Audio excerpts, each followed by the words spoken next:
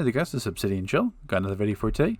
And just before we jump into that, just want to mention that it is the Bowen's Currency Week right now, August 5th to the 11th. Casino tokens are doubled. We've got the Nightmare Chroma, Nightmare Aura, some helmet styles, some nice looking orbital strikes. We also have the Suicide Pack vendor. Well, not vendor, but the Suicide Pack is now in the marketplace. Different styles, shark fins, shark gloves, another BOP uplink combo device. We already have one similar, but it doesn't look like that. And you also get a free pet. So August 5th to the 19th, you get a free star pet. That's the tier 1 pet, so it will be weaker. There is a T3 version of the pet, but that won't be out until the next DLC or House of Legends when we have the pet vendor. So don't worry about that being lower damage. You can upgrade it to T3 in the future. So that's available for 1,500 day put cash or loyalty points for consoles and such. But that's not what I want to cover. I just want to mention it to you because I'm sure you've seen it. But if not, then there you go. So what I actually wanted to talk about, it's something that honestly I wanted to cover in a video, but I didn't want to come off as sound like a jerk. Like it's I don't want the video to be like ranty, but it probably will end up being like that. It's more so I'm just trying to offer a realistic perspective on this. But if you want to trigger me really quickly, you always bring up this topic or anytime I read it. So basically anywhere the DC Universe Online is mentioned in like a form of media, like Twitter, Reddit, the forums, YouTube videos, comment sections, dev Q&A posts, anything, anywhere where DC Universe Online is talked about, you will always find when's the next power coming? Where's the next power? When's the next power? What's the next power? Who's the next power? When's the next power? Where's the next power? Why don't we have enough power? Same thing. This was just this was a thread that started on the 21st, but it was commented again. So same thing. I have to log on to the forums. First thing I see is 6 years since the last power. So it's just technically it's 4 with water, but that's just when water was announced. But it's just one of those topics where it's really annoying because I don't think players are reading enough into a new power set. They want something new and fancy because they're bored, but they don't realize the consequences and what it actually happens. So let's kind of touch on that here because when I see that being mentioned, I can tell right away that they haven't been playing the game for a very long time. And I mean, you don't have to be playing the game for 10 years, 11 years, or whatever to understand that. But, as a perspective being here since the beginning, I was here for each one of the power releases. So I can kind of show you, but kind of explain what went down and why this whole obsession, this a drug addiction to asking when a new power is coming was brought about. So I mean, when Light came out, no one even understood Light. Light saw so many nerfs. I mean, Light between now and when it was released, it was like night and day difference. No one understood the combos, the rotations. People switched because they couldn't figure it out. And then everyone knows how Light is Light's the most power, one's most favorite power set.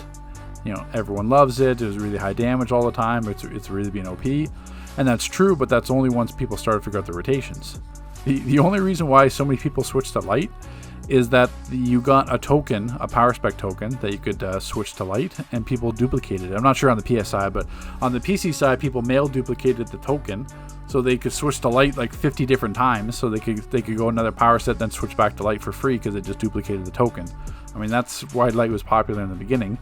And then once people started to figure out the rotations, and Omar made his guide on the PS forums, then Light became popular. But yeah. Electricity, same thing. When electricity came out, there wasn't this huge hype and this huge backlash or whirlwind of attention seeking. Electricity was nice because it was basically just a trash mob power set. It did massive AoE damage, which it still does now. It did terrible boss damage, so no one really wanted electric DPS for FOSS 2 Rainer fights because they did 0 boss damage, which was all just for clearing ads. But I mean, at the same time, and then when Earth came out, no one went Earth. Earth was terrible when it came out. I mean, Earth was not good at all. I mean, when you think about Earth now, spamming Jackhammer, Unstoppable, and using Crystal for damage and spamming Entomb, none of that was around when Earth came out. You still Jackhammer spam, but that was nowhere near as powerful, even remotely, as it goes now. Earth was one of the worst DPS power sets during when it was released, T3, because it came out with the Battle for Earth DLC. So Prime and Gates, it was terrible from that all the way up to past Paradox. Because even during Paradox, Earth along with Ice was like the worst damage power set throughout like T5. And then when Celestial came out, Celestial was the example. So you'll see this common theme when I'm talking about the power sets coming out. If the power set is really good, then people switch. If the power set's not good, they don't care. So, I mean, unless you guys want like a brand new power set that comes out that's completely OP and better than everything else, then what does that do for balance sake?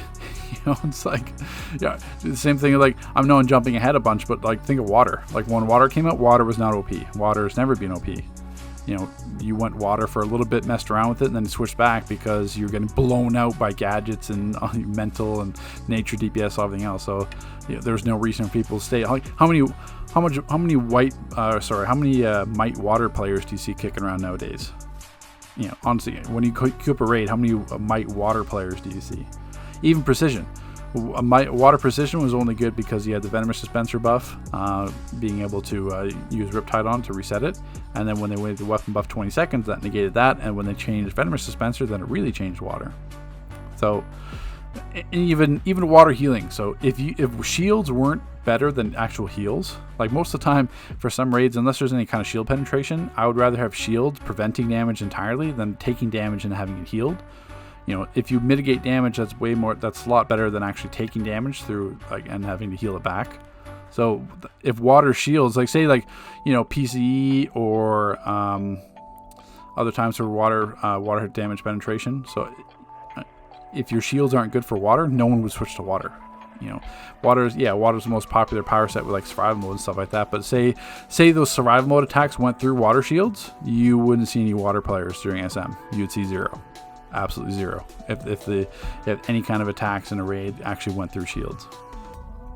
So jumping back to Celestial, and even Rage was after in Rage came after Celestial during the Assault and Battery DLC when it wasn't Assault and Battery DLC, but when the Assault and Battery raid came out, Rage came out, same thing.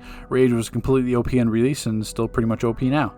So that's why you see Rage players all the time. When Quantum actually came out with Paradox Wave, no one was Quantum. Like, you messed around with Quantum controlling a bit. The Quantum DPS was just kind of, you just hit buttons randomly and they all did pretty much the same damage. Then once people figure it out, then the Time Bomb did the fake damage. You saw more Quantum players because it was fake damage, and then it was better for DPS. And then for Quantum Advanced Mechanics, of course, you saw everyone switch to Quantum. But then when Quantum Advanced Mechanics were nerfed, did you see any Quantum DPS around? Nope. You saw them all switch. Munitions came after Weapon Mastery during AM. And Munitions DPS, same thing. Wasn't that good because if a feather touched you in a raid, you dropped your AM and you had to go back into it. And then the whole advanced mechanic being a completely rock breaker is just Munitions was just kind of that awkward in between. Atomic was great for tanking.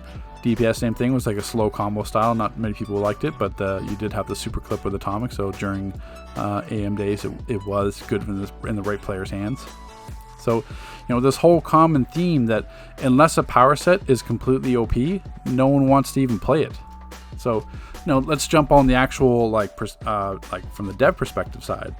So when you want a power set, if we're making a new power set, you have to have, everyone from designers and FX teams, they're creating like power stand animations and like the logos and power logos and stuff like that. Any kind of effects or information about the power set, they're creating that. Then you have like the programmers doing the power interactions and then programming the damage and scaling, doing all the support role powers and support role interactions, DPS interactions, combo chains, anything else. So you take the entire team away from working on whatever they're working on just so you can have a new power set when we have 15 of them. And most of all these power sets are pretty much the same. Like, you do have some variances, like Fire has its channels and Gadgets has the turret clip, Mental has invisibility, Gadgets has stealth, invisibility, Nature's dots, stuff like that. Like, it's celestial combos, atomic combos.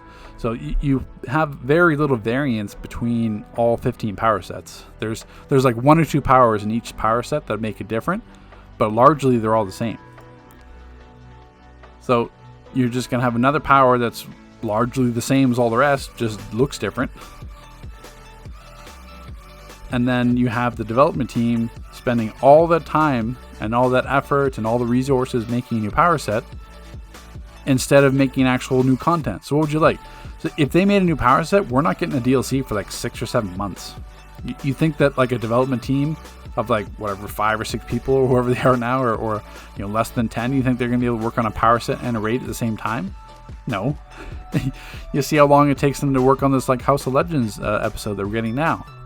We haven't heard a peep out of the devs for pretty much half the summer. Besides the releases they've done just on adding stuff to the vendor gear and stuff like that for this DLC for casino tokens. But largely it's the whole thing, the whole team and everyone has been working together to try to have this new DLC launch come up. And even then, it's not an actual episode. We get like a lot of new content and like the daily login rewards, membership changes, the pet vendor, all this kind of stuff, allies. We get all that kind of stuff, but we're not getting like 2 new raids and a solo, and they're upscaling old content. So all that work, it goes into an episode, but then all that work also has to go into creating a new power set. So for me, I much rather have content than a new power set that people are going to stay for like a couple weeks and get bored of it and then switch back to gadgets or whatever, just because it's OP and what they're used to.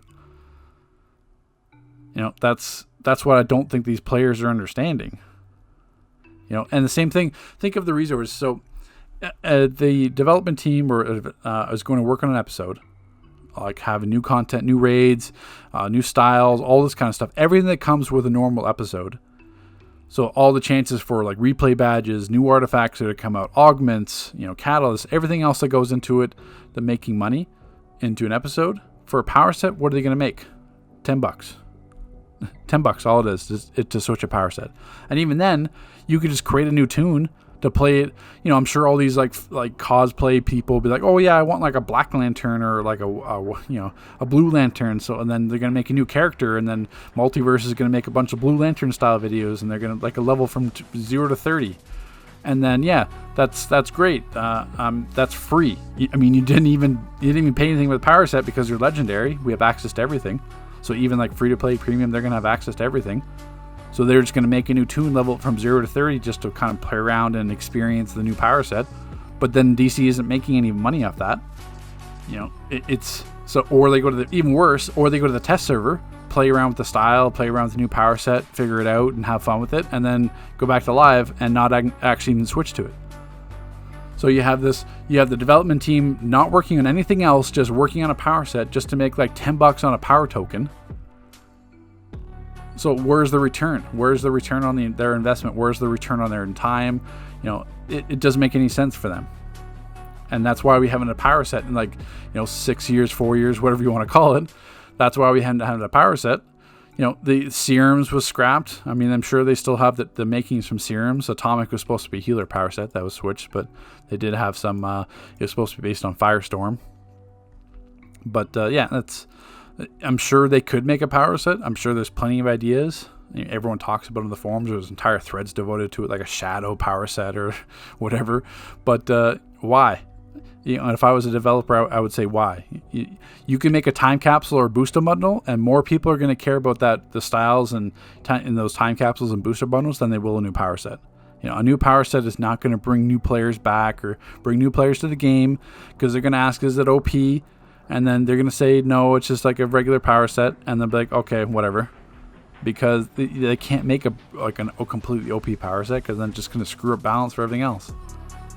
So, you're free to disagree with me in the comment section of this video. You're free to, justify it however you will. But I think one of the worst things that DC could ever do, would be create a new power set. There's no reason for it. Game doesn't need it. I would much rather focus on I would much rather them take the time it would to create a new DLC, the new power set, to fix the existing power sets. I would rather them take like a month, 2 months, 3 months out of the time to balance everything that's wrong with the power sets, to fix every single bug. Just do like a whole quality of life fix on the game. I would much rather that than them wasting time on a power set that everyone's going to switch off and get bored with in like a month. And then you're going to see the threads again saying, oh, when's the next power set coming? We just got one, after a new power set released a month later. Oh, when's the next one coming? And, and we're going to create the whole cycle again. So, it is what it is. It's not, making this video is not going to stop all those threads. It's just, I really don't think those people have the faintest idea what they're talking about, and have no idea that the actual detriment that a new power set would cause to this game. So, that's my piece. That's my 2 cents. agree with it or disagree with it, we can carry on this conversation in the comment section. And I'll see you in the next video.